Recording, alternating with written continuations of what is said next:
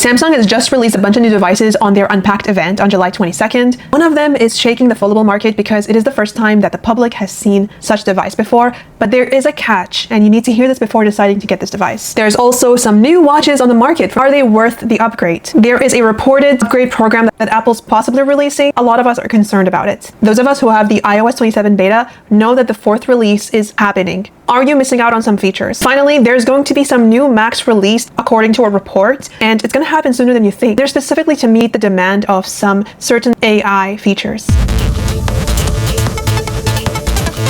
Welcome back to Glitchy Spark. My name is Dina. There's just a bunch of news coming up. First thing I would like to get through is the fact that Samsung released new devices in their Unpacked event today. I did not get to watch this event. Unfortunately, I was in my office busy clicking and clacking, but I did catch up, so don't you worry, and we're going to be talking about what we just saw and what do we think about it. I have some thoughts, and I think you're going to want to hear those thoughts. The most exciting thing they released is this brand new shape that we have never seen before of a foldable device. Or have we?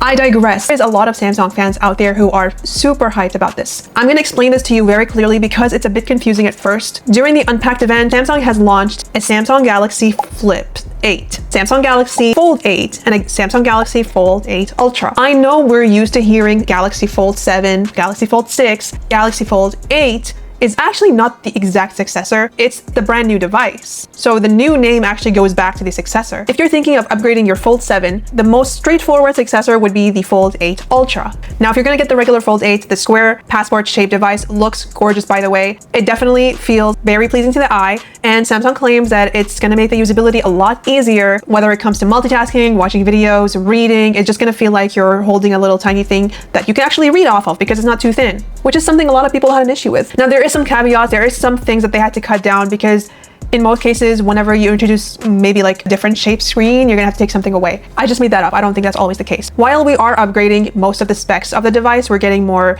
recent specs. I'm just gonna put them on the screen here because I don't think anything in particular stands out other than the fact that they are increasing the Galaxy AI features. They're reducing the little crease in the middle of the screen. I'll leave that up to you to decide if it's, invisible or not. There are some downsides, however. The most important downside is the fact that they are removing a camera. I don't want to say removing because technically this is a brand new device, but at the same time, a lot of us like to use a telephoto camera, and now you won't have it. And if you don't care about the telephoto camera, well, you're also losing pixels on your main camera. That's right. If you have the 7, that 200 megapixel camera, main camera, is now down to 50 megapixels. So if you're trying to get a device for the photography purposes, this passport-shaped, beautiful Samsung Fold device might not be it.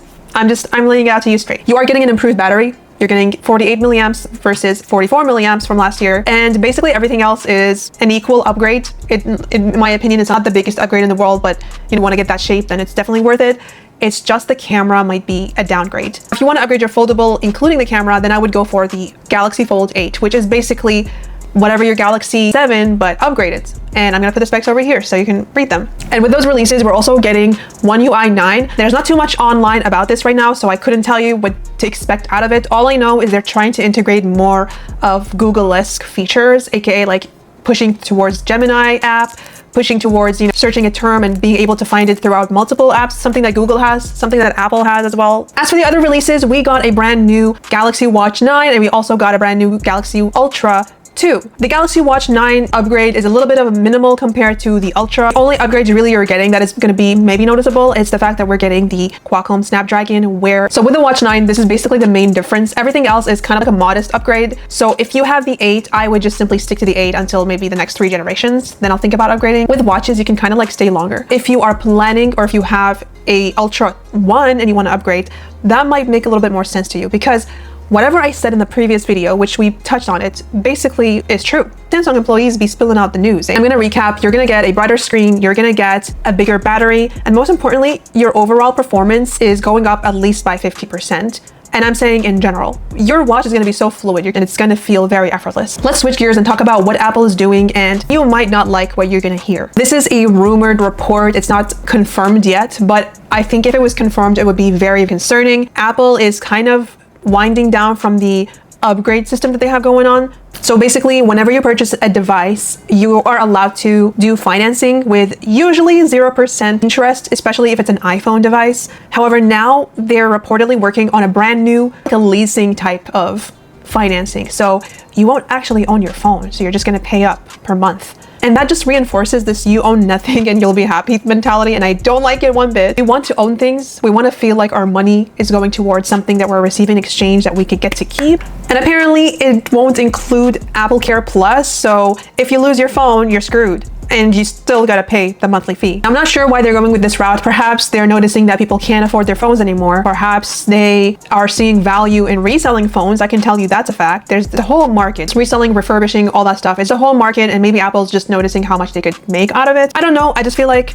Apple is trying to cut corners and trying to make money somehow, and maybe my mentality shouldn't go that way, but it just does. Another thing that is rumored is the fact that Apple is going to be coming up with a bunch of new Macs sooner than you think to meet with AI demands. Is this going to be a whole new lineup? Is it going to be just like an Apple Intelligence lineup? Is it going to be an affordable lineup? How many MacBooks are there going to be? I'm very much curious. I'm not really sure if they stand a chance when it comes to AI anyways, but you never know. Maybe they're working on, reducing costs at certain things and trying to keep up with the memory prices. Fingers crossed, it's something good. And finally, let's talk about the iOS 27 beta 4 update, which I don't even know if I had a little reminder to put it on my phone. There it is. Should I upgrade? I think so. My battery has already gone like percentages down since I've gotten the beta, so I don't recommend you get the beta. Maybe it's just how I'm using my phone. Let's talk about what people are saying online that's new with this beta. You're gonna get a splash screen. A little intro appears when you first invoke Siri. Okay, oh, we already had that. We already have that. Expanded Siri voice options, so you can now choose different accents. You can do Australian, you can do South African, British. I might just do that. I think British would be nice. App library visual refresh. You can have a distinct blurred effect behind the application categories. That's neat. Control center improvements. So sliding between transparency and adaptive noise control modes for AirPods now features a more liquid glass. Cool. Refined app icons and widgets. Now there's one feature that I've noticed in the beta before the 4th beta, and it's the fact that whenever you copy text, it just kind of appears at the top of the keyboard so you can easily paste it. I just feel like we're a little bit late on that one because I have definitely seen this on Android devices before. Long time ago, actually. I feel like these are the only features that really stand out from the beta 4. Overall, we're so excited for the final release of this iOS 27 because I want a more stabilized version. I feel like the first release was nice, but then now it's kind of like not loving it too much. There's a few concerns that I have. Let me know if you guys want a whole video talking about the pros and cons so far. So if you want to get the beta or not, I can tell you. Short answer is no. That is all I have for you today. Some very cool news and some not very cool news. I want to hear from you. What do you think? Let me know in the comments below. Thank you so much for watching, and I'll see you next time.